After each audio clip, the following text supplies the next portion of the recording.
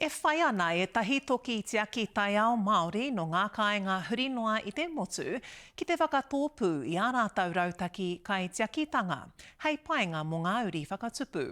He mea hua tēnei i te hui taumata o te hira pūao ka tū ki rotorua i tēnei wiki.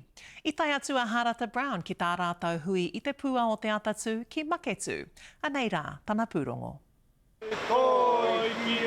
Ki te punga o te arawa waka. Whakatoa i te Māori e tōpū nei ngā kaitiaki tai ao o te motu. He tuku i ngā karakia, e toa i te Māori ki roto ki tētahi o ngā taonga. He tuku i ngā kōrero hitori, me te whaipanga anō hoki ki tā rātou kaupapa whakahirahira ko te tai ao tērā. He takahi i te whenua i Maketu nei te mahi tai atu rā ki te tihi o Puke-Maire. Kia pure ai ngā kārangatanga maha nei e ngā hau o tāwhiri mātea. Tā ahakoa te Pākehā ka kia ko Gabriel. He wāhanga tēnā no tāwhiri, he wāhanga tēnā no Tangaroa, he wāhanga tēnā no te ao hurihuri nei. Aotira, kia okia ki ngā whakaaro, ki ngā kōrero tuku iho mō tātou atua Māori. Koe nei, rangatahi ai te nui o rātou, i runga i te whakaporu.